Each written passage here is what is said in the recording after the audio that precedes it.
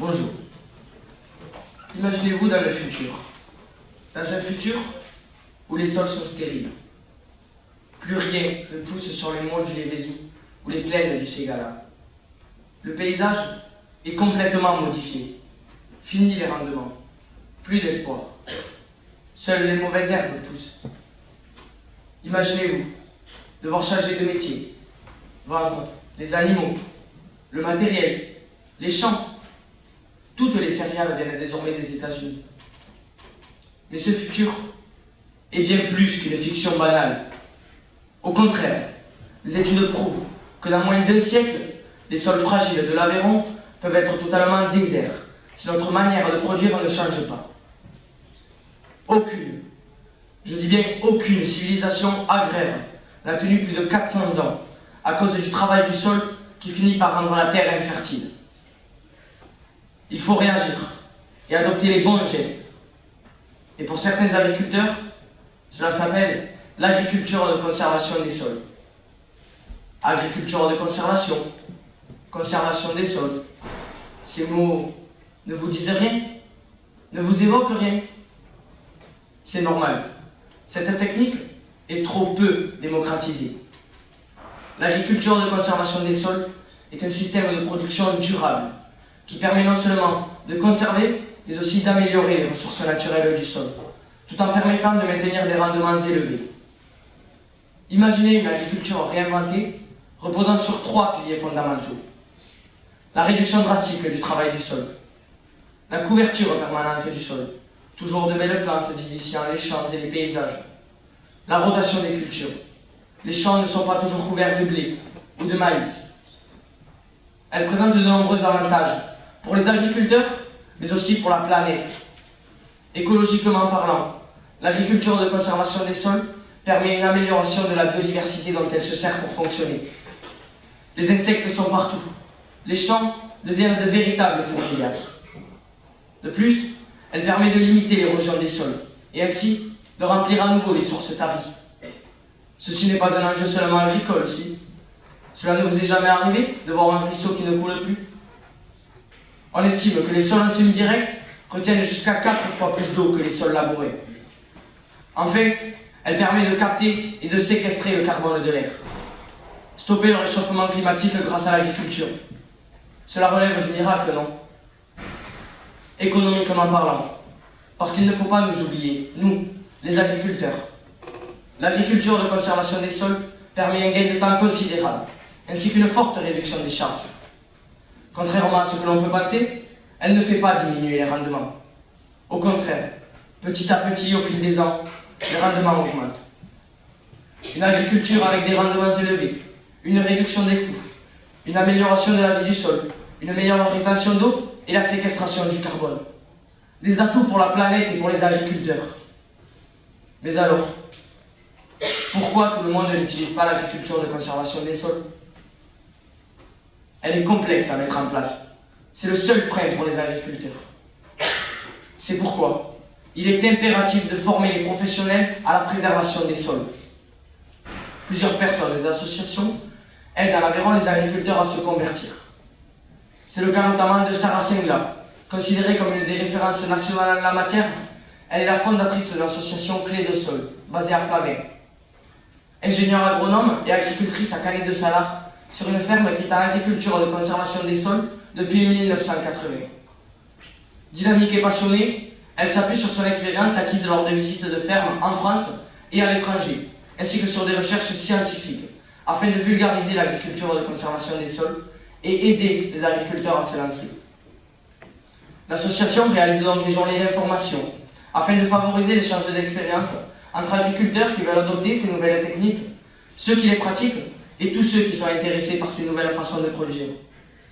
En 2015, par exemple, l'association a eu l'honneur de faire intervenir Dwayne Beck, un chercheur américain menant depuis plus de 30 ans des recherches sur l'agriculture de conservation des sols. Mais Sarah Sengla ne mène pas son combat seul. D'autres structures, comme le syndicat mixte du bassin du Fjord, réalisent des journées d'information, avec récemment la venue de Frédéric Thomas, créateur de la revue TCS en 1999, qui aujourd'hui est la référence en matière de techniques culturelles sans labo. Imaginez-vous dans le futur. Dans un futur où la majorité des agriculteurs pratiquent l'agriculture de conservation des sols. Les cultures poussent sur le Lévézou, le Ségala, même le Cos. Vous pouvez céder la ferme à vos enfants. Vos rendements battent des records chaque année. C'est normal. Vos sols sont sains et retiennent l'eau pour les cultures. Alors, quel futur préférez-vous? Ou plutôt, dans quel monde souhaitez-vous vivre? Merci. Donc, violence conjugale, c'est qu'une gifle. Pourquoi t'es pas parti avant? Une femme tuée tous les 3 jours sous les coups de son mari. Stop! Stop à la violence conjugale. Stop aux préjugés qui en découlent. Pensez à Nathalie. À 45 ans, elle tombe folle amoureuse de son assassin. Et là, c'est le début de la fin. Après des violences à répétition, Nathalie a le courage de partir. Partir loin de ce monde. Partir pour une vie meilleure. À 4 reprises, elle porte plainte. Mais elle n'est pas entendue. Alors, pendant 5 mois, Nathalie a vécu l'enfer dans la peur quotidienne. Tous les jours, il l'a surveillée. Tous les jours, il lui crevait ses pneus. Tous les jours, il lui envoyait des photos de pierres tombales. Mais malgré toutes ces plaintes, le monstre a réussi, le 27 mai 2019, à lui ôter la vie dans le plus grand des répits. Comme Nathalie en 2023, 134 femmes sont mortes sous les coups de leurs conjoints, ex-conjoints. Tendre l'oreille pour aider nos victimes n'est pas essentiel pour tous, apparemment. Mais que font ces femmes après? Certaines retournent avec leur bourreau, d'autres décident de changer de vie, et d'autres en meurent. Aidons-les. Pensez à Zoé. Depuis toute petite, elle rêve du prince charmant, du mariage, des enfants, bref, sa vie de rêve. Alors, quand elle le rencontre, elle imagine son rêve devenir réalité. Au début, c'est le vrai prince charmant. Rien ne le prédisait à devenir son bourreau. Le 22 août 2018, il se mariait à Rayure. Beaucoup d'enfants? Non. Ça, c'est dans les contes de fées. En réalité, c'est le début de la fin pour elle. Au début, c'était une gifle. Puis la violence s'est installée au sein de leur foyer. Tous les jours, il la battait. Tous les jours, il la violait. Car oui, messieurs, dames, le viol conjugal existe et peu de victimes en ont conscience. Au début de sa grossesse, les violences ont stoppé. Après, il a continué. Mais au premier coup qu'il a eu sur l'enfant, elle n'a pas hésité. Et d'un coup de couteau, elle l'a tué. Comme Zoé, 161 000 femmes ont subi des violences conjugales en 2020. Mais comment réagirez-vous à leur place? Aidons-les. Pensez à Jules. Pendant 8 ans, il a subi les violences de sa femme. Il est un homme battu. Jules est un homme rare, car il a osé parler. Parler des violences subies, parler des insultes reçues, parler des humiliations répétées. En plus des violences, la loi du silence. Car c'est bien connu, un homme ne pleure pas, un homme doit être fort. Or, 7% des violences conjugales sont subies par des hommes, et un homme meurt tous les 14 jours sous les coups de sa compagne ou de son ex-compagne. Aidons-les eux aussi. Ce qu'il faut retenir, c'est que des hommes et des femmes réussissent à s'en sortir grâce à des associations telles que le CIDFF, le planning familial et bien d'autres. Le 3919 est un numéro libre d'écoute afin d'aider les victimes. Pour finir, je voudrais vous faire part d'un passage de la chanson de Camille Lelouch, elle-même victime de violences conjugales. N'insiste pas, c'est terminé. Tu m'as juré, tu m'as cassé la gueule. T'as dit que tu m'aimais, tu m'as cassé la gueule. Aujourd'hui je m'en vais, je pense à ma gueule. N'insiste pas, c'est ce que tu me disais tous les jours. Ce que je voulais, c'était ton amour. N'insiste pas quand je t'empêche de poser tes mains sales sur moi. N'insiste pas, t'es dangereux. Putain, tu te caches bien ton jeu. N'insiste pas, c'est terminé. Non, je ne veux pas. Je n'ai pas envie. Je n'ai pas l'âge. Ce sont les mots d'une fille qui dit à ses parents qu'elle ne veut pas se marier en étant encore enfant. Elle a 13 ans. Elle s'appelle Sunita et elle va se marier. Sunita va épouser un homme de 19 ans qu'elle n'a jamais vu en vrai. Elle a 13 ans. Elle est mariée et elle a été forcée. Mesdames et messieurs, je suis ici pour vous alarmer au sujet des mariages forcés. Je vais vous exposer quelques données chiffrées. 12 millions de filles mineures sont mariées dans le monde chaque année. 650 millions de femmes ont été mariées avant leur majorité. Cela signifie une femme sur 5. Il y a environ 12 millions de femmes qui sont mariées de force avant leur majorité. Stop, il faut tout arrêter. Posez-vous la question, pourquoi nous, les Françaises, le jour où l'on dit oui est le plus beau jour de notre vie, sans penser qu'à quelques heures d'avion seulement, cet événement est si différent? Sunita vit au Népal, et malgré la loi qui interdit les mariages avant 20 ans, elle est mariée à 13 ans. Son père a dit qu'il avait arrêté ce mariage car elle était devenue une femme. Une femme? À 13 ans? Cela ne vous choque pas? Comme elle, 12% des jeunes filles sont mariées avant 15 ans. Avant 15 ans. Vous imaginez-vous être mariée à cet âge-là? Que faisiez-vous à cet âge-là? Sunita vit au Népal. Dans son pays, le Népal, le mariage forcé est encore très présent. Trop présent. On constate que la loi népalaise n'est toujours pas appliquée et que la police n'intervient que rarement. Mesdames et messieurs, ces règles ne sont pas respectées car la coutume ancestrale du mariage forcé prend le dessus sur les lois. Cela devrait-il arriver? Non. Cependant, c'est récurrent. Qui se permet de marier ses enfants si tôt, de briser leurs rêves, de détruire leurs espoirs de vie parfaite et même de les priver de leurs études supérieures rêvées? Ce sont leurs parents. Imaginez que nos parents, qui sont les personnes en qui nous avons le plus confiance, imaginez-les nous forcer à nous marier avec un étranger. C'est complètement ahurissant, me diriez-vous. Mais cependant, c'est un fait encore banalisé dans un nombre affolant de pays. Il faut agir, et maintenant, car dans la décennie qui arrive, 100 millions de mariages forcés sont prévus. Il faut faire diminuer ce chiffre, et rapidement. On lui a demandé à elle si elle voulait de ce mariage. Sa réponse a été claire. Non. Et pourtant, elle a quand même épousé ce jeune homme. Ce jeune homme qui lui a volé, arraché sa virginité, car non, le consentement de l'innocente n'a pas été pris en compte. Malheureusement, dans les mariages forcés, le viol est beaucoup trop présent. Ni la voix ni les cris de la jeune fille n'ont été écoutés. Écoutons sa voix. Écoutons leur voix. À cause de l'ignorance des adultes, les jeunes enfants se suicident, et cela même avant le mariage. C'est lamentable. Le père de Sunita a dit « J'ai arrangé ce mariage car c'est une question d'honneur. » Une question d'honneur? Qu'est-ce que cela signifie? Cela veut dire que pour lui, ce qu'il compte est uniquement l'image qu'il va renvoyer? Qu'il considère sa fille comme un accessoire social? Mais pourquoi l'a-t-il donc fait? Il a répondu « C'est encore une question d'honneur. » Dans ce cas-là, pensez-vous que c'est en torturant une enfant mentalement que vous aurez plus d'honneur? C'est honteux, écœurant et même effrayant d'avoir fait un enfant pour renvoyer une soi-disant bonne image à la société.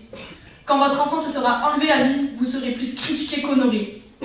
Il faudrait qu'au Népal et que dans beaucoup d'autres pays, les mentalités évoluent. Sunita a maintenant 23 ans et elle a décidé d'être une femme libre. Malgré le déferlement d'acharnement qu'elle a subi à cause de son entourage, elle a su rester forte. Elle a reçu toute une vague de haine, et je dirais même un ouragan, simplement parce qu'elle a quitté son mari, son bourreau. À présent, elle défend et informe les jeunes filles de son pays et même d'ailleurs. Elle leur dit que non, se marier avant la majorité n'est pas sain, que c'est même immoral et très malveillant. Elle leur éduque que non, notre famille ne doit dans aucune circonstance de la vie nous imposer notre mari. Elle leur répète une même phrase.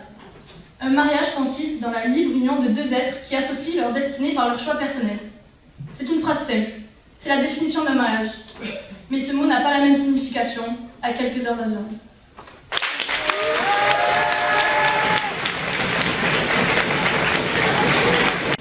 L'éducation française adore ses jeunes étudiants. Elle ne veut que leur bien. Elle les aime tellement qu'elle les garde de 8h à 17h et même plus pour les confiner à sa façon. Par peur qu'ils l'oublient, elle donne des devoirs histoire de bien les occuper pendant son absence. Et le confort est sa plus grande priorité. 33 élèves dans 30 mètres carrés pendant 8 heures. C'est du luxe. Alors pourquoi nos résultats sont-ils en baisse? Notre système éducatif n'est pas conçu pour l'apprentissage, mais pour la pression et l'angoisse des étudiants. Les notes sont l'une des plus grandes causes du stress des élèves. Certains s'empêchent de dormir en espérant avoir une bonne note, mais surtout une bonne moyenne, mais en vain. Ils sont nombreux dans ce cas-là et n'arrivent même pas à avoir une vie sociale à côté des cours. L'école prend le dessus sur leur propre vie. Notre système éducatif est conçu pour la réussite et non pour l'apprentissage. Le gouvernement ne se demande pas pourquoi les résultats sont en baisse. Il ne se demande pas pourquoi aucun élève ne veut aller à l'école. Il y a une raison. La pression qu'ils ont, la peur de ne pas y arriver, la peur de décevoir toutes les personnes de leur entourage juste pour une seule note. Tu ne vas pas y arriver. T'as vu tes notes? Comment tu veux réussir dans ta vie? Tu nous fais honte à ton père et à moi. Si un jeune reçoit toutes ces phrases tous les jours, comment voulez-vous qu'il veuille aller à l'école? Comment voulez-vous qu'il n'ait aucune angoisse en classe? Notre système éducatif pointe toujours les mauvais côtés et jamais les meilleurs. Féliciter un élève est aussi dur que ça. Prenons la Finlande, un des meilleurs pays au niveau éducatif. Il a été mis en place pour le bonheur et l'apprentissage. Ils ne sont que 15 par classe. 15 élèves dans 30 mètres carrés, là-bas, c'est possible. Moins d'heures de travail et pas de devoirs. Mais leurs résultats ne sont pas mauvais. Ils sont même très bons et largement meilleurs que les nôtres. Alors, je vous le demande, pourquoi la France n'est-elle pas comme la Finlande? Car notre système scolaire fait face à de gros problèmes qu'il a lui-même mis en place. Le manque de soutien chez les élèves contribue beaucoup à la baisse des résultats. 57% des élèves se sentent soutenus, contre 70% en 2018. Où allons-nous? Comment le système scolaire français va-t-il évoluer dans le temps si on continue ainsi?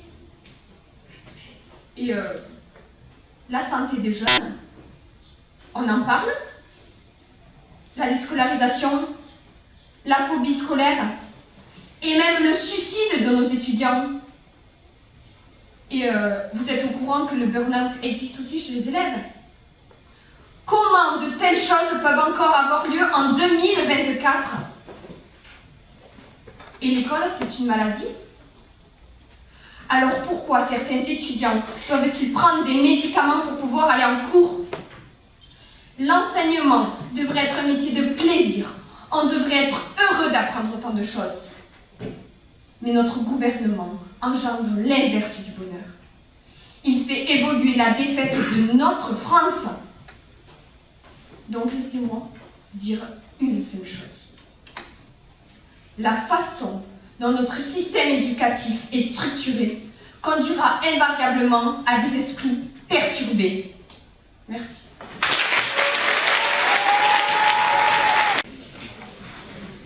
Avez-vous eu de la chance? Je me répète, avez-vous eu de la chance? Peut-être que vous ne me comprenez pas, alors laissez-moi vous expliquer. Ressentez-vous aussi que la vie peut s'apparenter à une géante loterie?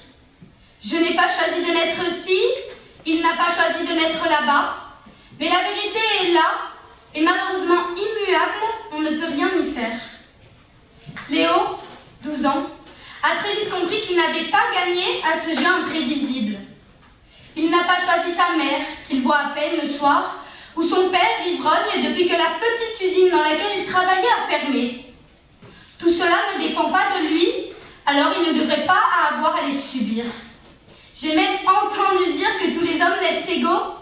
Mais manifestement, tout cela n'est qu'illusoire, et malheureusement, je commence à m'en apercevoir.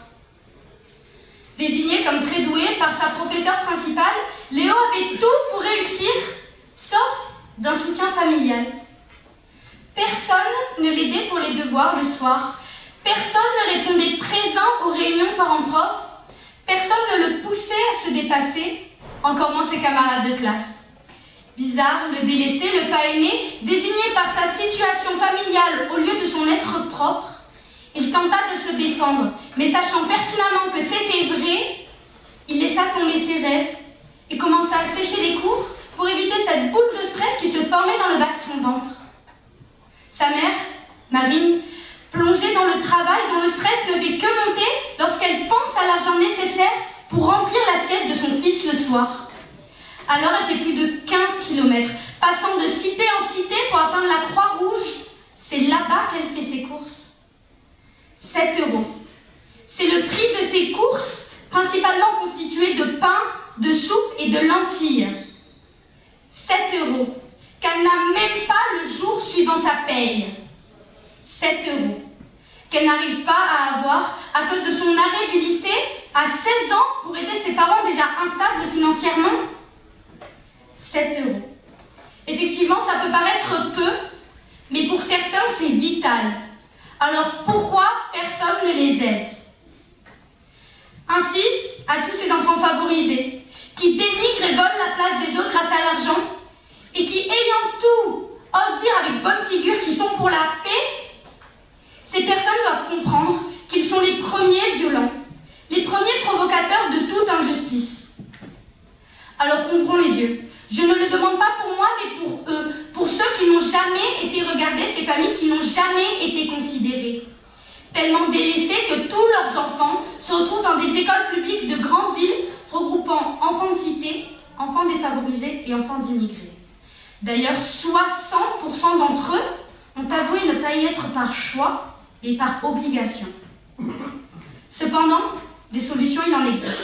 Trop peu médiatisées, trop peu développées, mais elles existent. Le repas à 1 €, permettant à plus de 12,8 millions de personnes de se nourrir en 2020. La proposition de soutien scolaire pour les enfants défavorisés d'écoles publiques, gratuit évidemment. Nous ne pouvons pas oublier les associations comme la SED, qui se battent depuis 2008 pour améliorer la situation de ces familles. Les jeunes ont une place très importante dans ce combat. Bénévolat, travail d'été dans les associations, les propositions sont nombreuses et chaque geste compte. Depuis 30 ans, leur situation s'améliore. Alors ne nous arrêtons pas ici. Ainsi, mesdames, messieurs, ce soir, c'est à vous que je m'adresse. Répondez-moi sincèrement et dites-moi, est-il normal de vivre de la sorte pour une ethnicité, une classe sociale ou une famille? Cher public, ce matin, c'est à vous que je m'adresse. Donnez-moi un instant et répondez-moi franchement. Avez-vous eu de la chance? Merci.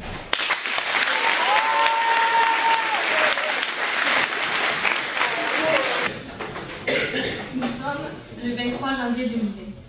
L'assistante de vie sociale rentre dans la maison de Josette Burguillère à Rouen. Mais aussitôt, une odeur de cadavre la saisit. Et là, dans sa chambre, au pied de son lit, elle découvre la vie. Selon les gendarmes de l'ESSAC, cela fait 48 heures que Josette gît sur le sol. C'était une femme isolée, sans amis, sans famille, depuis le décès de sa mère, il y a maintenant 5 ans. Elle s'occupait seule de sa fille. Quelques habitants qui ont apporté de quoi se nourrir, boire, manger, mais c'était trop tard. Elle était tombée sur la monstrueuse bête nommée solitude. Celle qui isole, déprie, fait son bout. Josette, c'est ce visage, le visage de la solitude. Je pense d'ailleurs qu'un grand nombre d'entre vous imagine que la solitude dans nos campagnes ne touche que les personnes âgées. Eh bien, détrompez-vous. Vous allez découvrir tout au long de ma prise de parole qu'en effet, tout le monde est la proie de cette monstruosité. Dans nos campagnes, le métier fièrement représenté, c'est l'agriculture. Et d'ailleurs, savez-vous que ces paysans, isolés dans leurs fermes, s'acharnant pour rembourser leurs multiples prêts en banque, élèvent chaque jour, passant dans l'ombre, une créature invisible mais persistante, qui peu à peu nous ronge, nous mange, nous pousse au plus horrible. 2485 assurés agricoles ont déjà réalisé une tentative de suicide. Afin d'y remédier, Une action de la communauté a été réalisée à Lunel. Est-ce que certains d'entre vous connaissent la célèbre émission L'amour est dans le pré? Eh bien, le concept des speeddating a été repris dans ce village pour permettre aux agriculteurs de sortir de leur ferme, de leur lieu de vie, de rencontrer de nouvelles personnes et pourquoi pas se lancer dans une relation amoureuse et ainsi permettre de chasser cette créature qui leur a déjà pris à ces 45% d'agriculteurs de bien trop grandes occasions de profiter de leur vie. Quand je vous parle de cueillir le jour qui passe, c'est-à-dire de profiter de la vie, vous qui vivez à la campagne, savez-vous me dire l'endroit dans votre village qui rassemble, qui procure la joie et du bonheur, qui permet la sociabilisation et donc d'éloigner cet homme invisible? Oui, ce lieu mythique, où vous vous rassemblez par exemple pour regarder la Coupe du Monde de football en criant pour supporter votre équipe préférée. Mais dites-moi, derrière cet événement, vous vous êtes rassemblés, vous allez retrouver des amis, des connaissances avec qui vous avez aimé échanger ou bien débattre sur de multiples sujets. Et bien ce lieu, le bar, un lieu de sociabilisation comme on l'appelle, est en voie de disparition. En effet, 40% d'entre eux ont disparu en 20 ans. C'est énorme, quand on sait que dans notre région, certains villages n'ont plus de lieu commun. Par exemple, à Saint-Saturnin-de-Laine, où l'unique café du village a été fermé pendant 4 ans. Imaginez-vous 4 ans, un lieu de socialisation. Beaucoup ont dû être touchés par la solitude. Au final, ce sont les habitants du village qui se sont relayés pour pouvoir le réouvrir. En Aveyron, une association milite pour la réouverture de ces bars et cafés. Elle se nomme Bicafé et elle a permis de sauver de multiples cafés en Aveyron, et notamment celui de Sénène, qui propose aujourd'hui de multiples services et animations. Animation, je vous ai dit, mais pour qui? Eh bien pour tout le monde, et notamment les personnes âgées. Et oui, elles aussi sont passées par la proie de cette monstrueuse bête. Mais ça, vous le saviez, n'est-ce pas? 30% de nos grands-mères, grands-pères, grands-oncles ou grands-tantes sont isolés. C'est vrai. Peut-être que nous n'avons pas la possibilité d'aller les voir. On ne les appelle pas souvent. Et puis parfois, on les oublie. Ils habitent dans des lieux d'isolés de certains villages. Mais n'oubliez pas qu'ils sont les proies les plus vulnérables. Et donc prendre soin de nos aînés est la plus grande responsabilité que nous ayons. Ceux qui nous ont précédés ont tant donné et rendu possible la vie dont nous profitons tous. Parole d'un sénateur américain. En effet, il est inadmissible de laisser vos grands-parents sans nouvelles. Il faut prendre soin d'eux. C'est eux qui ont construit le monde dans lequel nous vivons. Et par respect, humilité, nous devons en aucun cas les oublier. C'est donc avec cette motivation en tête que le département a mis en place un site internet, OGENI, qui permet aux personnes âgées isolées de pouvoir parler à des bénévoles et ainsi prendre tout contact avec la solitude. N'oubliez pas, nous sommes tous des proies. N'oubliez pas, nous pouvons réaliser des exploits et tu retrouveras la joie qui te fera sortir de chez toi. Mesdames, Messieurs, quand vous adoptez un animal de compagnie, vous assurez-vous d'avoir les moyens de prendre soin de lui? Vous vous dites sûrement qu'il est mignon, gentil, mais beaucoup n'ont pas les moyens d'en avoir un. Je veux vous parler de cela en tant qu'élève de l'EPL Animapol de Figeac, où l'animal a une place importante dans nos études. Mais aujourd'hui, grand nombre d'animaux domestiques sont victimes de négligence, pour ne pas dire maltraitance. À l'été 2023, plus de 150 chats et chiens ont été retrouvés dans l'appartement d'un couple de Niçois. Leur fils dénonce le syndrome de Noé de sa mère. Les policiers sont intervenus pour un conflit de voisinage. Mais en arrivant sur les lieux, ils ont découvert autant d'animaux vivant chez le couple dans seulement 80 mètres carrés. Déshydratés, malades, tous les animaux sont accueillis dans un refuge. Mercredi 3 avril, le couple a été jugé au tribunal de Nice et a écopé d'1 an de prison avec sursis, 100 000 € d'amende et d'intérêt et l'interdiction de posséder des animaux. Le syndrome de Noé est un complexe comportemental consistant à collectionner quelque chose de manière malpropre et désorganisée, ce qui peut entraîner des comportements criminels envers les animaux avec des conséquences terribles. On appelle les personnes en étant atteintes les amasseurs. Une tendance de plus en plus courante et inquiétante chez eux est de se faire passer pour un refuge ou un centre d'accueil d'urgence pour animaux. Des centaines d'animaux malades, blessés, affamés, mourants ou morts sont accueillis et retrouvés lors de perquisitions dans les locaux de ces amasseurs. Ils ne respectent pas le bien-être animal. Ils empilent les cages dans lesquelles les animaux sont enfermés, les unes sur les autres. Ils ne les nettoient pas, ce qui peut déclencher un niveau d'ammoniac dangereusement élevé, qui peut leur brûler les yeux, la peau et même les poumons. Les animaux tombent malades et les épidémies se propagent extrêmement vite. La nourriture et l'eau sont généralement inadaptées, enfin, quand elles sont données. J'ai une question pour vous. Trouvez-vous ça normal? Pourtant, depuis 2015, dans le Code civil,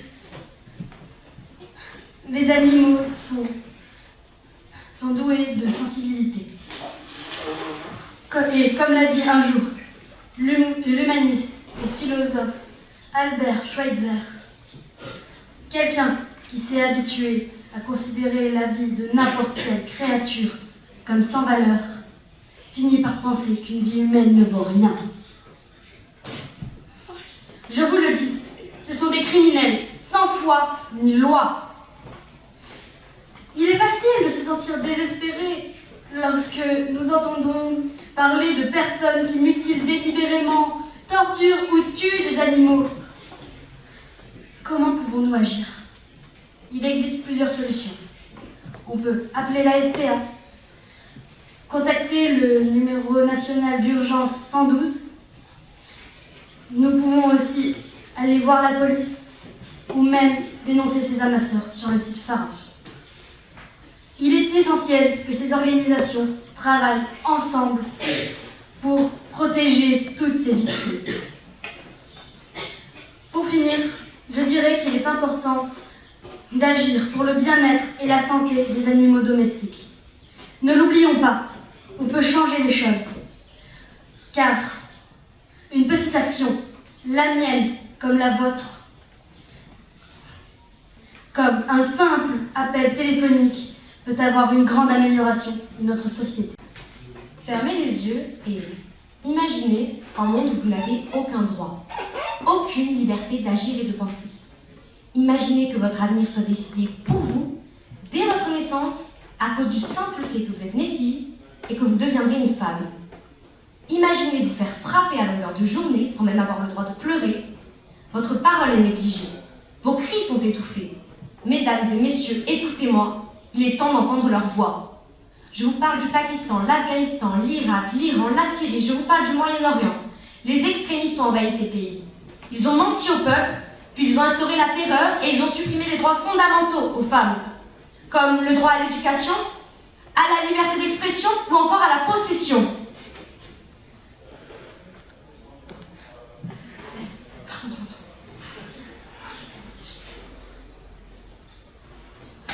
Je vous parle évidemment de Daesh, d'Al-Qaïda, des talibans. Je vous parle de ces monstres, bien pires que ceux des films. Je vous parle d'hommes, plus féroces que des bêtes. Je vous parle de barbares qui incarnent la violence et la laideur du monde. Dans ces pays, la police des mœurs rôde comme des lions en quête de proie. Un visage découvert, une tenue non conforme, un rire trop fort est un bon prétexte pour se faire arrêter. Et je ne vous parle pas de centres d'arrestation, non. Je vous parle de flagellation en public, de torture et même de condamnation à mort. Mais reprenons. Noura a 10 ans. Elle n'a plus le droit d'aller à l'école. Soraya a 15 ans. Elle est mariée et attend son 2e enfant. Oui, elle est jeune, mais son mari est déjà âgé, alors il ne faut pas trop tarder. Anna a 20 ans. Comme beaucoup d'autres femmes, elle rêvait de travailler dans un hôpital, mais son mari le lui a interdit. Donc elle n'a pas le droit de contester. Elle doit rester à la maison pour s'occuper du foyer. Quant à Samia, elle arrive trop fort sur le marché. Et pour cela, elle a été corrigée, frappée, fouettée, afin qu'elle se souvienne que les femmes n'ont pas le droit de se faire remarquer. Le nouveau-né d'Aïcha avait beaucoup de fièvre. Donc Aïcha est sortie seule, en urgence, chercher des médicaments. Sur le chemin, elle a croisé la police des mœurs. Mais une femme n'a pas le droit de sortir seule en Syrie. Alors, le bébé d'Aïcha n'a jamais revu sa maman. Chélia a très peur, car il est 13h, son mari va rentrer et le repas n'est pas prêt. Chélia a déjà le poignet cassé, elle ne veut pas qu'il recommence à la frapper, mais si elle ose s'opposer, bien pire pourrait lui arriver. Alors toutes ces femmes se cachent. Elles hurlent en silence, si fort que personne ne les entend. Ces histoires sont toutes vraies. Cependant, je ne vous ai pas tout raconté. L'étendue de leur misère est si vaste que je ne peux la résumer. Espionnés, réduits à des objets, mariés de force, obligés d'enfanter, battus à mort, la violence dehors, dans leur foyer, elles ne peuvent pas se reposer. Sans arrêt sur leur garde, si elles ne meurent pas fusillées, elles mourront épuisées. Et si par miracle, elles arrivent à fuir leur prison de plomb, on les traitera de sales migrées, de profiteuses de la France, d'illettrées et de bonnes à rien. Et leur reconnaissance éternelle se transformera en profond mépris. Mais rien n'est perdu. On peut encore stopper ces carnages. Il existe des associations, des organisations comme la Ligue des femmes iraniennes pour la démocratie, l'ONU, l'UNESCO qui peuvent faire changer les choses. À notre échelle, le plus important est d'informer autour de nous, afin que tout le monde comprenne la situation et que tout le monde s'alerte sur les enjeux du droit de la femme dans les pays orientaux. Maintenant, vous ne pourrez plus fermer les yeux. La possession, la liberté d'expression, l'éducation sont des droits que vous n'aimeriez pas voir enlever, alors pourquoi elles en seraient privées? J'espère qu'à travers mes mots, vous aurez pu entendre la souffrance de femmes de plus de 30 pays différents. Battons-nous, ensemble, et n'oubliez jamais de la chance qu'on a de pouvoir rire au grand jour, le visage découvert.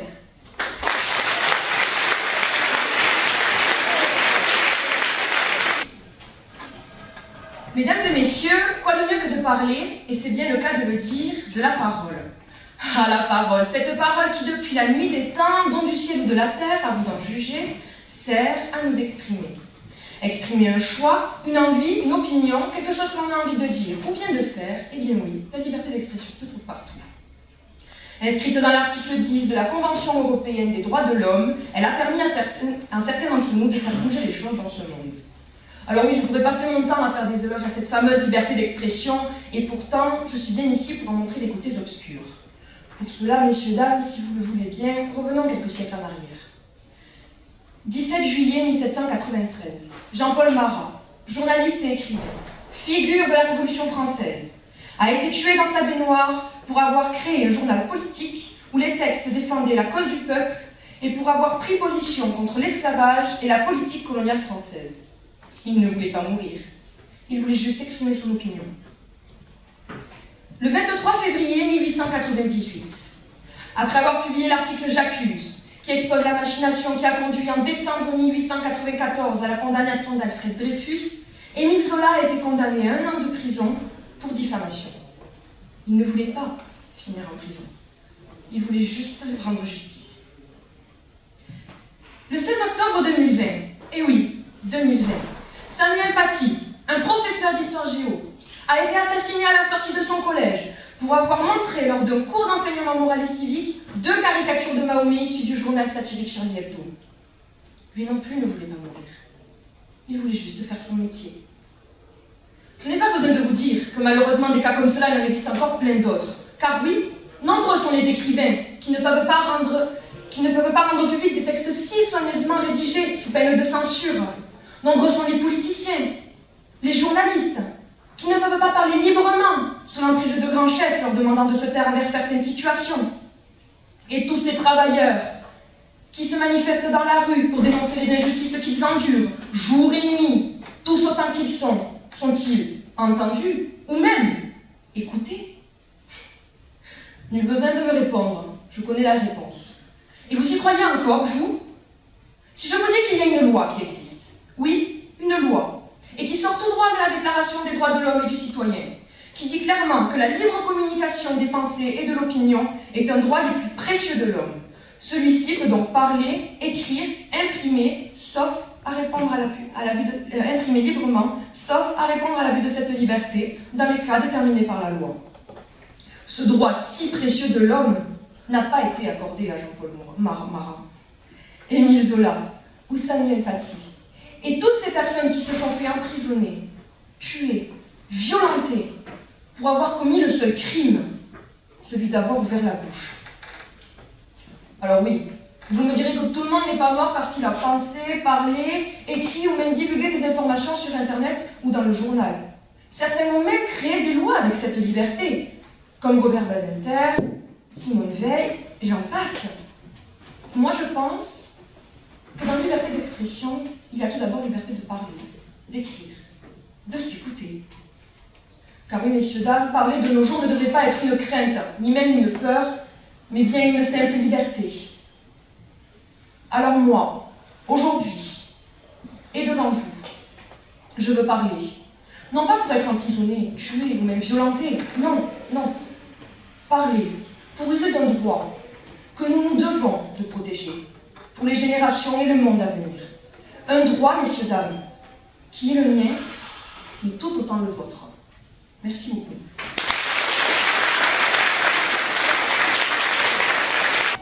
Mesdames, Messieurs, chers voyageurs en quête de tranquillité, j'ai le regret de vous annoncer que le voyage va être tourmenté. Entendez-vous cette voix, celle du Cohen qui dit « Grande est la paix » et cette autre « Que la paix soit avec vous » de l'imam sans doute. Une nouvelle encore, heureux ceux qui procurent la paix, du prêtre cette fois-ci. Voyez-vous, aucune réaction. À quelle indifférence suis-je en train d'assister? N'êtes-vous pas offusqué d'où ira un tel paradoxe? La diabolique vérité qui poignarde notre âme m'empêche de vous faire part de mon immense accablement. Cette vérité, c'est celle d'un peuple venant prier alors qu'il est engagé dans une guerre fort meurtrière. Celle d'un professeur d'histoire-géographie de 47 ans, Samuel Paty, tué par un jeune terroriste islamiste de 18 ans. Cette vérité, c'est aussi celle de centaines de personnes musulmanes, massacrées sauvagement par des chrétiens serbes. Certes, la réalité des faits moque la sensibilité, mais elle ravive en moi un puissant sentiment de honte. Honte à la nation humaine, honte à tous les criminels, honte à tous leurs complices, honte à nous. Souhaitez-vous que l'appétit de l'homme soit bel et bien un appétit de chair humaine? C'est pour moi inconcevable, parce que je sais qu'au fond de nous, nous ne sommes pas des animaux cannibales. Comprenez-vous maintenant la raison de mon désarroi, le fait que prôner la paix d'un côté pour mieux perpétrer le mal d'un autre m'exaspère, le fait qu'un raisonnement si abject et indigne de sa foi puisse exister? Et quel est le pire dans tout cela? Nous le savons tous. Le prétexte religieux, sans vouloir le nommer, seulement, par quelle lâcheté avons-nous atteint cette folie, cette hérésie? Par quelle lâcheté? Par une religion qui renie au principe de laïcité. Ouvrez les yeux, ne voyez-vous pas notre péril dans ces groupes religieux extrémistes qui nous dominent comme en Afghanistan? Et des craintes! Par quelle lâcheté? Par une religion qui censure nos libertés. Trouvez-vous acceptable qu'un professeur ne puisse plus aborder ce thème dans notre société? Sachez que la banalité ne peut être l'alibi de la normalité. On ne peut banaliser le mal au risque qu'il devienne normal. Trouvez-vous concevable qu'une religion ne respecte pas ses valeurs initiales au point de faire régner le terrorisme partout dans le monde? Car oui, le terrorisme, aujourd'hui, c'est 2985 morts lors des attentats de New York en 2001, 191 à Madrid en 2004, 130 pour le Bataclan en 2015. Et j'ai la désolation de vous dire que la liste est non exhaustive. La croyance n'est-elle plus une marche vers la paix, mais une excuse insignifiante pour un être, Dieu, créé au départ dans le but d'assagir le monde, pour un culte qui devait être personnel, libre et respectueux, pour un monde qui a les moyens de vivre en harmonie avec ce dernier? Pourquoi? Pourquoi avoir accepté de telles dérives au point de faire de la religion une arme? La réponse n'a pas lieu d'être, puisque chacun la renferme au fond de son âme. L'être humain a volontairement modifié le sens des livres sacrés. À son avantage, bien sûr. Cependant, l'être humain, toujours l'être humain, n'est rassasié que lorsque lui et lui seul est affecté. Ainsi, le profit ne peut durer éternellement, mais autant de temps il dure, autant de sang coule entre nos mains. Alors mettons fin à cette vie de sang et de cruauté, avant qu'il ne soit trop tard. Je répète, l'hypocrisie est une confession, celle de renier à la raison. Le crime n'est point une dévotion, c'est vouloir offenser la religion. Choisir de croire en une déité, c'est appliquer le principe de paix. C'est accepter de vivre désarmé, c'est vouloir un monde amélioré. Personne n'est bonnement accusé. Chacun doit se responsabiliser. Changer le meilleur moyen d'aider. C'est l'unique remède de sa foi, capable d'éteindre la flamme noire, capable de revivifier l'espoir.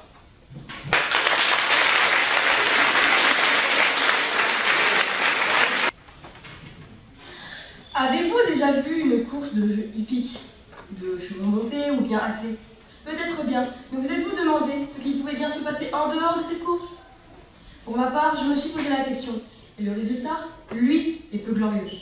En effet, presque à chaque entraînement, les chevaux sont poussés à bout, dans le but d'aller plus vite que leurs concurrents, dopés, pour modifier leur capacité jugée insuffisante, ou encore euthanasiés, s'ils sont incapables de courir, alors qu'ils pourraient tout simplement avoir une vie de cheval au pré, avec des congénères. Et je ne parle pas en plus de cela du fait que le cheval est monté à 2 ans, alors que ce n'est encore qu'un poulain, un bébé. Imaginez-vous, alors que vous n'avez seulement 6 ans, on vous force à courir le 100 mètres. Et si vous refusez, on vous frappe jusqu'à ce que vous cédiez. Est-ce normal d'après vous? Cela dit, une question se pose alors. Faut-il interdire ces courses? Dans les Bouches-du-Rhône, 6 personnes ont été mises en examen, dont des entraîneurs et vétérinaires, pour escroquerie et administration aux chevaux de substances de nature à modifier artificiellement leurs capacités. Les enquêteurs ont saisi plusieurs livrets de chevaux ainsi que des substances prohibées en période de course hippique. En 2019, 135 chevaux sont morts sur des hippodromes. Entre les crises cardiaques en plein effort et de nombreuses fractures, ce sont autant de chevaux qui finissent ainsi euthanasiés. Mais pourtant, la Fédération nationale des courses hippiques affirme avoir investi afin de réduire la dangerosité des obstacles pour les chevaux. Mais le résultat est toujours le même, les chevaux finissent toujours traumatisés, euthanasiés ou encore blessés à vie, tout comme leurs cavaliers d'ailleurs. Mais alors, ces courses, faut-il les interdire, puisqu'elles mettent en danger les chevaux, certes, mais aussi les hommes? En effet, sur 100 parieurs sportifs, une quinzaine risque de basculer dans une pratique problématique, prévient le psychiatre Laurent Carilla. L'hippodrome de Reims a accueilli une des étapes du Grand Trot. Pour l'occasion, de nombreux parieurs se sont réunis pour miser énormément d'argent. En 2022, et oui, en 2022, 26 000 € ont été misés chaque jour en France. Ces parieurs misent énormément d'argent. Et plus ils misent, plus ils gagnent. Mais par conséquent, plus ils perdent et plus ils remisent encore. C'est un cercle vicieux dans lequel ces personnes se perdent. Pour eux, miser leur sert à arrondir leur fin de mois. Mais en réalité, ils perdent tout ce qu'ils ont. Mais alors, faut-il interdire ces courses qui mettent en danger les chevaux et même les gens? Ce serait la meilleure solution. Pourquoi continuer à se poser la question quand la réponse est plus qu'évidente? Regardez, il existe tellement de témoignages similaires à ceux que je viens de vous citer. Pourtant, que fait la Fédération nationale des courses hippiques? Elle ne fait rien. Elle dit avoir investi, mais je ne vois aucun changement. Alors s'il vous plaît, faites quelque chose. Nous en avons marre, nous, les amoureux du cheval, de les voir souffrir, traumatisés ou mourir. Marre de voir ces gens tomber dans l'addiction sans pouvoir s'en sortir. J'appelle la Fédération nationale des courses hippiques à se réveiller avant que la situation déjà critique ne s'aggrave davantage. Je vous remercie de m'avoir écouté.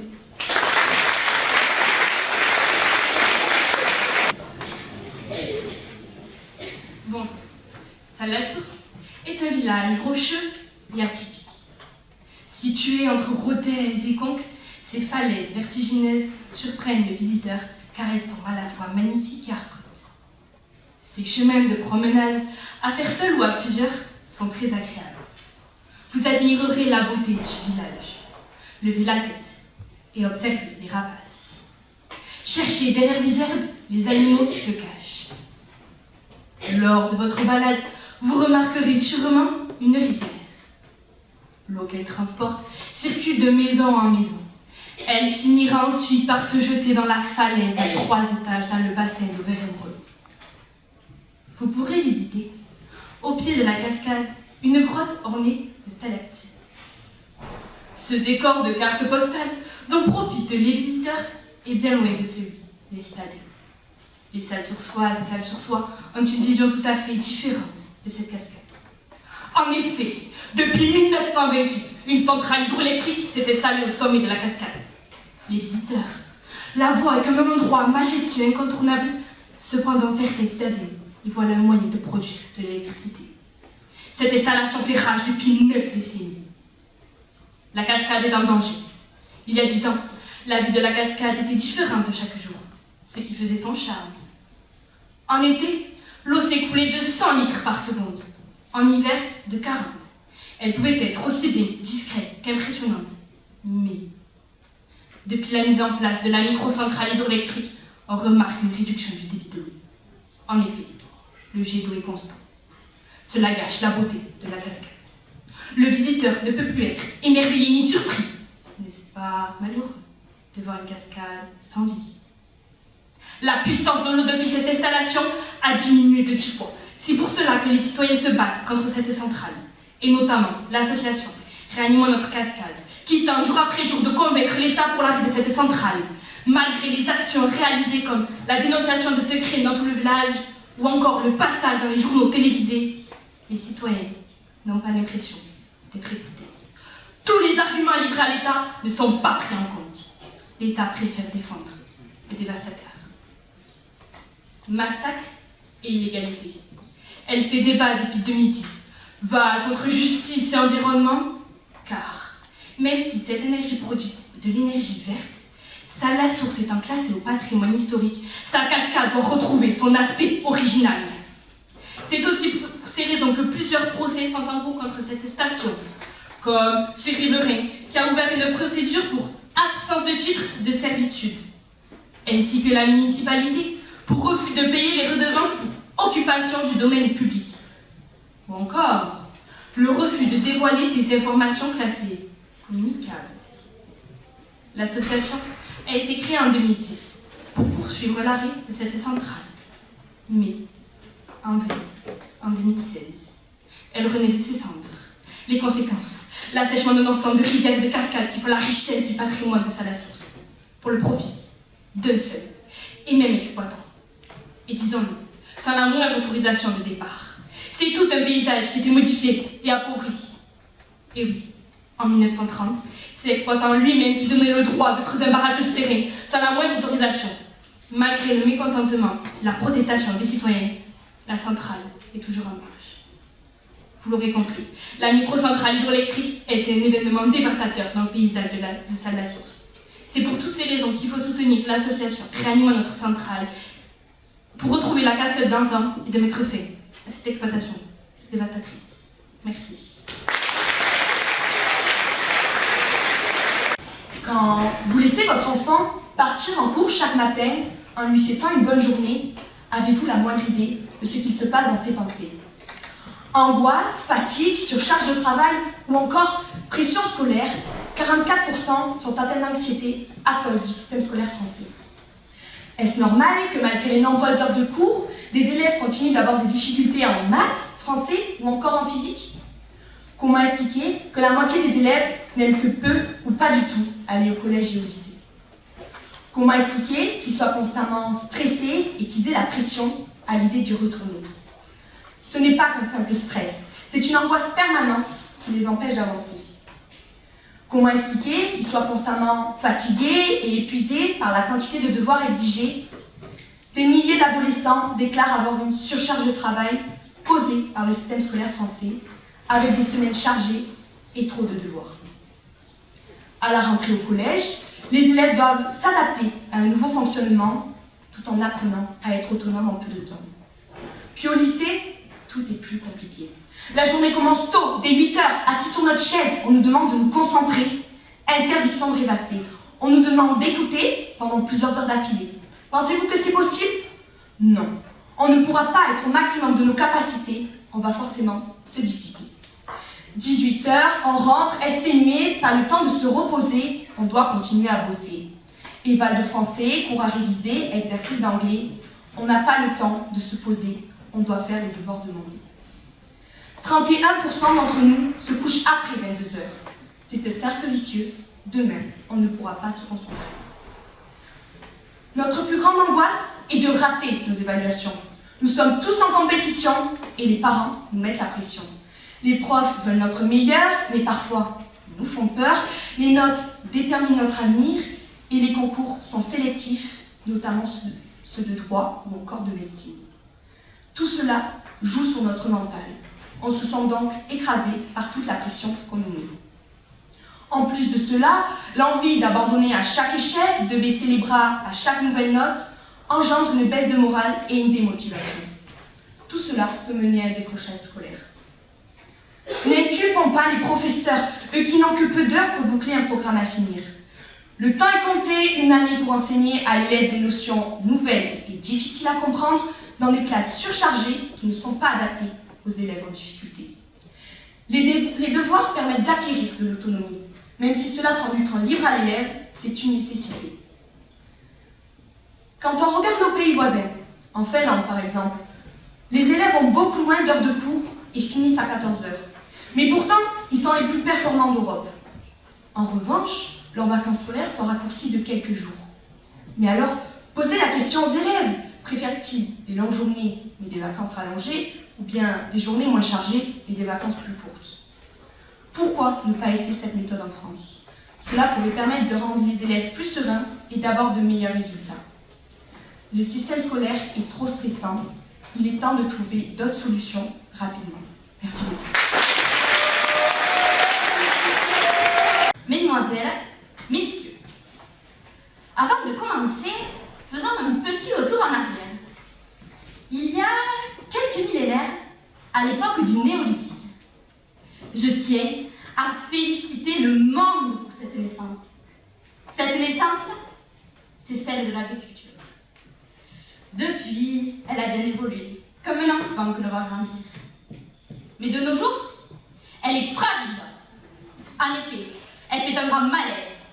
Il a commencé il y a un moment, depuis le jour où les normes nous ont contrôlés, depuis le jour où le paysan n'a plus été maître de son propre métier, depuis le jour où il est surveillé par un satellite. Savez-vous que le nombre d'exploitations est en chute libre? Que depuis 1980, nous avons perdu 800 000 exploitations? Qu'en 50 ans, le nombre de fermes françaises a été divisé par 4? Que depuis 2015, tous les ans, 20 000 agriculteurs arrêtent leur métier contre 14 000 qui s'installent? L'agriculture française est en chute libre. Nous sommes en train de tout perdre à cause d'un manque de renouvellement des générations. Savez-vous que 43% des agriculteurs ont plus de 55 ans? D'ici 10 ans, ils seront tous à la retraite. En 1950, il y avait 2,5 millions d'exploitations françaises. En 1970, il y avait 1,5 million de paysans dans la campagne. De nos jours, savez-vous combien sommes-nous? 400 000. Nous ne sommes plus que 400 000 agriculteurs français. Il manque donc des jeunes pour s'installer, reprendre des exploitations et donc renouveler les générations. Mais rien ne les y pousse. Les seuls frais de transmission s'élèvent à 300 000 €. Et si un jeune souhaitant s'installer veut acheter une exploitation dans son intégralité, il doit poser 1 million € sur la table. Or, comment les y mettre si c'est pour même pas gagner un SMIC? Car le métier de paysan ne paye pas beaucoup. Certains mois, pas grand-chose ne rentre dans les caisses. Certains agriculteurs vivent avec 500 € par mois. Et certains vivent des aides et pas de leur propre production. Pensez-vous que faire un métier qui consiste à nourrir le peuple doit être si peu rémunéré, si peu valorisé? L'agriculture, enfant, on en rêve. Adulte, on en crève. La chute de l'agriculture est due à de nombreux facteurs qui repoussent nos jeunes. Comme des normes souples? Non. Strictes? Oui. Bien trop strictes même. Un satellite nous surveille 24 heures sur 24, 7 jours sur 7. Sommes-nous donc en liberté conditionnelle? C'est tout comme. Mais pourquoi avons-nous aucune confiance envers nos paysans? Pourquoi toujours devoir les épier? Nous vivons dans un monde dit avec des libertés. Mais où sont-elles lorsque des normes aussi strictes existent? Savez-vous que des produits sont importés en Europe sans respecter toutes les conformités qu'elles nous imposent, et même sur notre territoire français? Beaucoup de ces produits sont à base d'OGM et pleins de pesticides interdits dans notre Union européenne et dans notre propre pays, la France. Ces OGM-là sont eux aussi interdits dans nos filières de qualité, comme notre Roquefort et notre Nagel. Mais où avons-nous signé pour tout ça? Pour être si peu rémunérés? Pour être de plus en plus dans l'ombre de toute cette malhonnêteté? L'Union européenne ferme les yeux devant la composition des produits qu'elle importe et qui ne sont pas aux normes. De ce temps-là, savez-vous ce qu'elle fait? Elle couvre nos paysans de toutes ces conformités. L'agriculture française est en chute libre. Mais que sommes-nous sans agriculteurs? Pouvons-nous vivre sans l'agriculture? En sortant de cette salle, je veux que tout le monde retienne qu'au moins une fois dans sa vie, il aura besoin d'un avocat, d'un architecte, d'un chirurgien, d'un prof.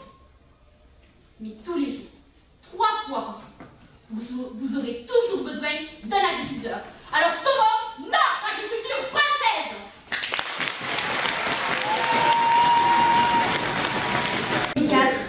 Paul François, agriculteur en Charente, est intoxiqué par les vapeurs d'un herbicide qu'il utilisait dans ses champs. Il fait plusieurs jours de coma, 5 jours d'hospitalisation et près d'1 an d'arrêt de travail. Paul François est reconnu handicapé à 40%. Il est empoisonné à vie. Et ce n'est qu'un cas parmi tant d'autres. Mesdames, Messieurs, aujourd'hui, l'utilisation des pesticides est devenue un réel problème pour notre société.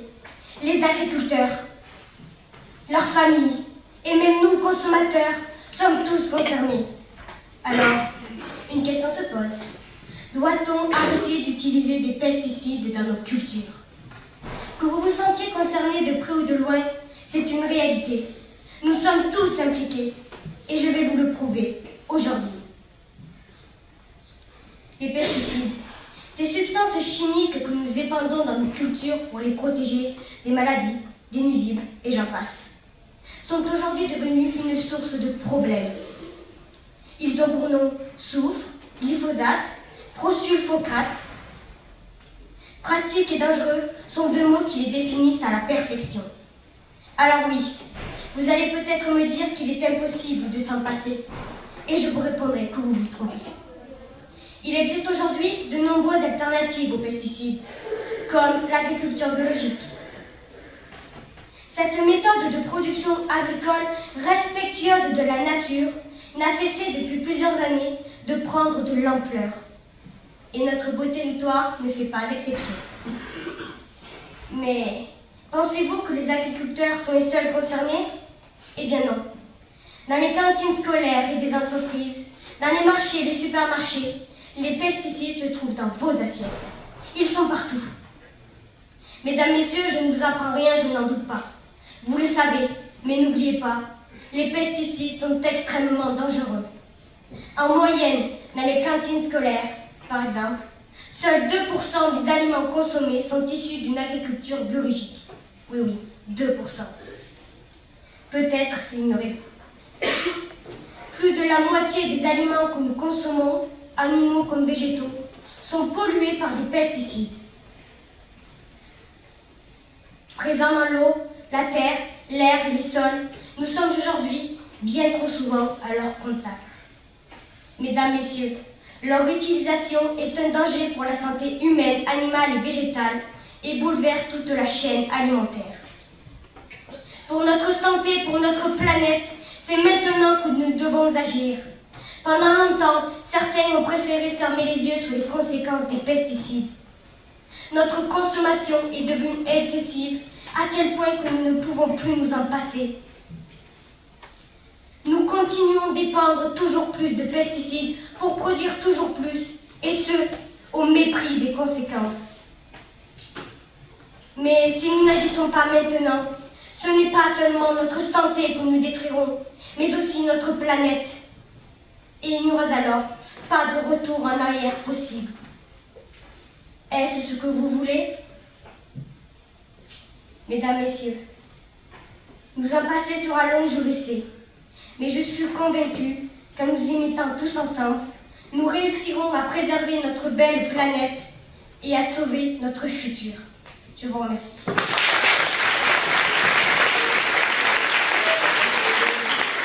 Que fait un adolescent lambda de 16 ans? Ses semaines sont partagées entre ses cours, le sport qu'il pratique en dehors de l'école, les journées avec quelques amis et les après-midi passés sous la couette devant sa série préférée. Je vais vous raconter l'histoire de Moussa, jeune malien de 16 ans, dont la jeunesse n'aura pas été aussi agréable et paisible. Il est dans le petit village de Sangla, avec son père et ses 3 sœurs. Moussa ne va pas à l'école. Il n'a pas les moyens, il vit loin de tout. Dans son village, personne ne sait lire. La vie n'est pas simple. La famine et la maladie frappent régulièrement à la porte du village, semant mort et désolation. À la suite d'une nouvelle épidémie, la famille de Moussa s'est entretenue avec ce dernier. Leur proposition, lui faire quitter le pays. La vie ici n'est plus supportable. Moussa ne peut pas étudier, n'aura jamais un bon emploi, et de fait ne pourra sortir de cette misère et permettre aux siens de faire de même. Pour eux, une seule solution, l'Europe, la France. Il y a peu, en se rendant à la ville, son oncle a rencontré un homme. Quelque peu beau parler, mais tout de même convaincant.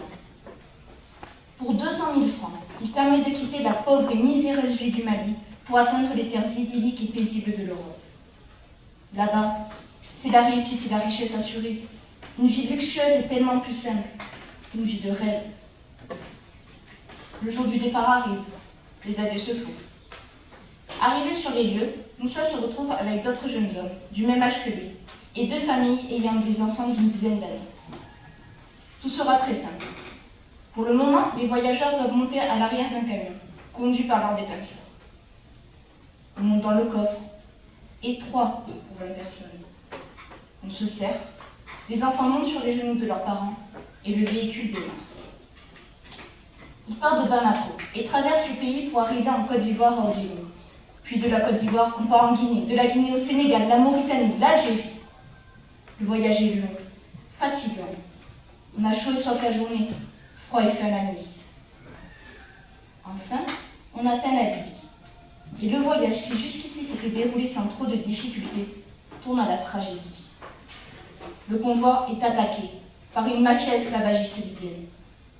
Le groupe est séparé. Moussa ne sait pas ce que sont devenus ses camarades. Il se souvient seulement de la brutalité des hommes, du sac qu'on lui met de force sur la tête, des cris, des bruits de lutte. Il se souvient avoir été jeté à l'arrière d'un camion, au milieu d'autres personnes dont il ne pouvait que sentir la présence. Il se souvient de son arrivée dans l'usine d'armement, dans laquelle il a passé 6 mois forcé au travail. À partir de là, il se souvient de tout. Et les souvenirs ne le lâchent plus. Comment oublier cet homme, battu à mort sous les yeux de tous pour avoir tenté de s'enfuir? Ou cette mère, effondrée, séparée de son mari et de ses enfants, dont elle n'est même plus sûre de la survie? Comment oublier la bestialité entre les détenus, tous tentant de ne pas succomber, peu importe les moyens? Comment oublier les coups, les vols, les injures, la torture? Après 6 mois d'enfer, l'usine est attaquée par un groupe rival. Dans la panique, Moussa parvient à s'enfuir, et en quelques jours, il gagne un canoë en partance pour le territoire italien, via l'île de Lampedusa. Puis de Lampedusa, il rejoint les terres de l'Italie, et à pied, il entre enfin en France. Mais son arrivée est bien différente de ce qu'il imaginait. Il ne s'était jamais vraiment demandé ce qu'il ferait une fois à destination. Pourtant, c'est seul, perdu, traumatisé et parfaitement vulnérable qu'il doit aujourd'hui avancer. Alors il avance. Et de ville en ville, il arrive à Rodez. Là, il est repéré par des passants qui appellent le 115, numéro d'urgence. Comme il est mineur et non accompagné, Moussa a directement droit à une place en foyer, à la Pantarelle. Accueil de jour pour les sans-abri, la Pantarelle reçoit des mineurs isolés et les accompagne dans les démarches administratives concernant leur orientation. Commence un long interrogatoire. Sa situation est évaluée par le conseil départemental. On le convoque à divers entretiens. Pourquoi avoir quitté son pays? Quelles sont les raisons de son départ? Peut-il décrire sa traversée? Après 2 mois d'interrogatoire, le tribunal le reconnaît comme mineur et non accompagné. Il rentre dans un lycée, dans lequel il intègre Bac Pro. Dans quelques années, Moussa aura un logement à lui et un emploi stable. Merci.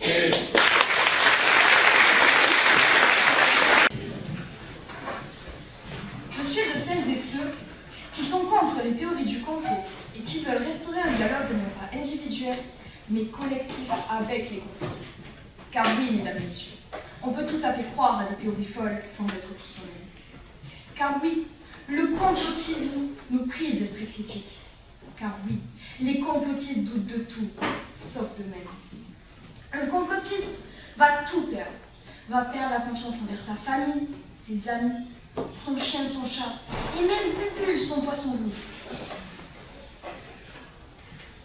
Car oui, toute confiance en la société est réduite à néant et prive l'aide de tout lien social, enfermé dans son propre bunker de doute et d'angoisse. Les jeunes tout d'abord, vous et moi. La majeure partie non diplômés et qui n'ont pas encore atteint la majorité trouvent en ces théories complotistes une manière de simplifier le monde avec des méchants et des gentils. Je vous parle des jeunes, car cela nous concerne nous, lycéens. Mais cela peut être Bernard, votre oncle, ou encore Sonia, votre tantine. On est tous concernés par le complotisme.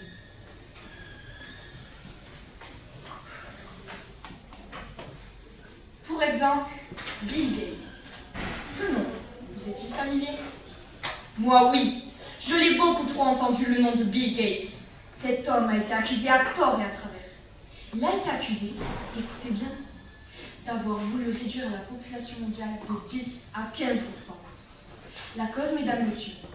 En 2014, M. Gates affirmait que dans les prochaines décennies, un virus hautement contagieux tuerait probablement plus de 10 millions de personnes. Or, le Covid-19 fait son coming out 10 ans plus tard. Le timing parfait pour une théorie du complot. Résultat, la population s'affole et oublie de se questionner un peu. Une députée italienne, Sara Cugnal, une députée, mesdames, messieurs, est allée jusqu'à dire « Un genocidio per salvare il mondo !» que Bill Gates avait libéré ce virus dans l'optique de créer un génocide pour sauver le monde. Ce discours a fait beaucoup polémique. Mais Facebook, Google et le très illustre Twitter ont fini le travail. Car, bien évidemment, les complotistes se confirment les uns les autres. Résultat, un acharnement de tweets s'est chargé de l'unir et c'est devenu un martyr. Une des innombrables questions qu'il faut se poser, c'est comment une horreur pareille a pu surgir dans l'esprit d'une dame de si grande magistrature? Mais également, très important, qui? Dites-moi qui, mesdames, messieurs, a prouvé que M. Gates était en réalité Thanos dans Avengers? Mais également, très important,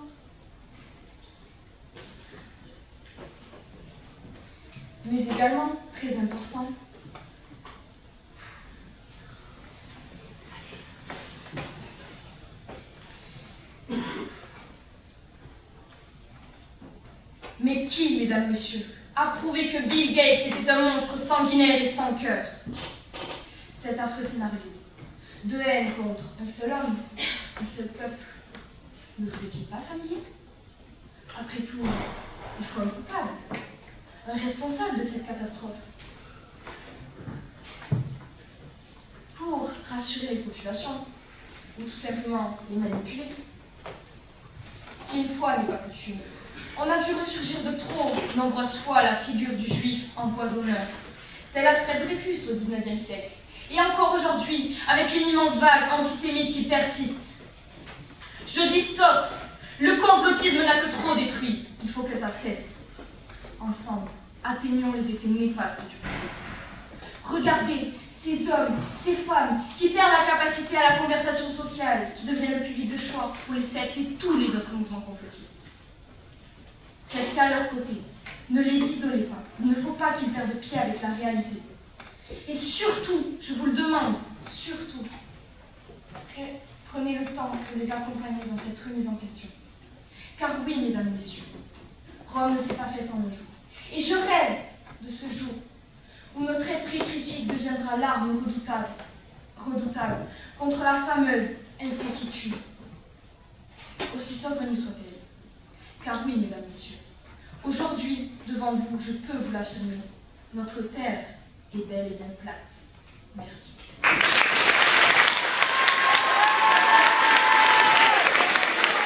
Messieurs, aujourd'hui, je me tiens ici, non pas par envie, mais par nécessité. Je suis une femme et chaque jour, la peur m'envahit. Mais la peur de quoi, me demanderiez-vous? La peur de recevoir une énième remarque sexiste sur mon métier. Je cultive, j'élève, je produis et je nourris la France. Alors, avez-vous deviné mon métier? Je suis agricultrice et fière de l'être. Chaque jour, je me lève tôt et je me couche tard. Je suis passionnée par ce métier depuis que je suis née et pourtant, longtemps en moi est resté secret l'envie de l'exercer. La peur des remarques et du jugement me venait à l'idée sans arrêt. Je n'arrivais pas à dire réellement ce que je voulais faire. Alors, je sortais des mensonges comme esthéticienne ou maîtresse. Quand le courage est enfin arrivé, j'ai pu réaliser ce dont je rêvais, mais ce qui devait arriver arriva. J'en reçus tout un tas. Femme au volant, mort au tournant, retourne à la cuisine. Certains me disaient même les femmes n'ont rien à faire dans une ferme. Ces hommes, nous pouvons les qualifier de misogynes, machos ou même sexistes. Oui. Les femmes sont tout aussi dévalorisées par le salaire. Et si vous ne me croyez pas, les chiffres appuient mon constat. Les agricultrices gagnent en moyenne 29% de moins en revenu salarial qu'un homme. Par exemple, une femme en élevage bovin viande va gagner 21% de moins, et cela peut aller jusqu'à 50% en arboriculture. Vous vous rendez compte? Comment peuvent-elles permettre une exploitation seule? Telle est la question. Pour ça, il existe une association, l'Association féminine de développement agricole, qui aide toutes ces femmes à réaliser leurs projets. Elles n'ont pas été reconnues avant les années 1960, car les femmes dans le monde agricole sont perçues comme étant faibles comparées aux hommes forts qui sont mieux placés pour ce métier, vous comprenez? Il faudrait faire évoluer les mentalités, car non, une femme ne peut pas être moins payée ou dénigrée sous prétexte qu'elle est une femme. Et oui, elles n'ont peut-être pas certaines capacités physiques, mais ne manquent pas d'idées pratiques. Elles ont l'esprit tactique et scientifique, mais sont surtout plus réfléchies et aguerries. Elles sont indispensables, mais vous le saviez, n'est-ce pas? Mais toi, par ego, l'homme te disant le plus fort, tu refuses d'accepter la place de la femme dans ce métier. Sachez une chose, toutes ces femmes confondues, grandes ou petites, costaudes ou fines, de couleur ou pas, elles sont toutes capables d'être agricultrices comme moi. Être une femme, est-ce que c'est être sexualisée à chaque reportée ou tenue dite inadaptée? Être une femme, est-ce que c'est avoir peur le soir de sortir ou de marcher seule sur un trottoir sans se prendre d'une insulte parce qu'un homme est un peu trop resté sur le comptoir? Être une femme, est-ce que c'est se faire siffler à cause d'une tenue pourtant simplement sortie du placard? Être une femme, est-ce que c'est se faire frapper parce qu'on a voulu un peu trop parler? Une femme devrait avoir la liberté de dire oui ou non. C'est à elle de décider. Une femme doit pouvoir choisir sa tenue sans être jugée ou mal vue. Une femme doit pouvoir parler parce que liberté, égalité, fraternité, la France a parlé. Une femme passe à une bonne soirée, peut aussi se retrouver droguée, car elle n'a pas assez surveillé son gobelet. Il n'a fallu qu'une seconde d'inattention pour qu'elle se retrouve dans une autre dimension. Un homme l'observait au bar, elle ne savait pas qu'il allait lui faire vivre un vrai cauchemar. La plupart des hommes, dans ces cas-là, ne veulent rien comprendre, jusqu'à ce que la victime en face tremble. Et même cela ne les arrête pas, et ils font comme si elle ne respirait pas. Ils ne lui demandent pas son avis, Sans doute, pensait-il que ce serait vous. Mais elle ne l'avait pas dit. C'était donc non consenti. 200 000 femmes en France par an subissent une agression sexuelle. 81% d'entre elles ne portent pas plainte. Pourquoi? Mais parce qu'elles ont honte. Honte de l'image qu'elles pouvaient donner d'une femme qui s'est laissée dominer. Honte car elles se sentent sales, car des mains ont glissé sur leur corps alors qu'elles avaient montré leur désaccord. Honte de ne pas savoir comment elles auraient dû réagir. Honte de s'être faite toucher, traiter, frapper. Mais même si ces femmes portent plainte, la justice et la société se taisent. Nous devrions les écouter et agir en conséquence pour arrêter ces personnes qui ont commis un crime. Car oui, abuser d'une personne qui n'a rien demandé, une personne qui juste se baladait, est un crime. Car en faisant cet acte, on ne tue pas la personne physiquement, mais on la détruit mentalement. Beaucoup de filles sont traumatisées et n'osent même plus se promener par peur de se faire agresser ou toucher. Vous allez me supplier d'arrêter. Voilà, c'est ça. Elles aussi ont supplié d'arrêter, mais ils ne l'ont pas écouté. Nous remercions le CEDFF, qui aide à lutter contre toutes les formes de violence faites aux femmes. Mesdames et messieurs, je vous dis cela pour que vous veniez crier et hurler à la justice avec moi, car aujourd'hui, ça ne devrait pas se passer comme ça.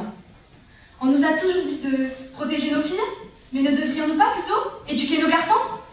Merci.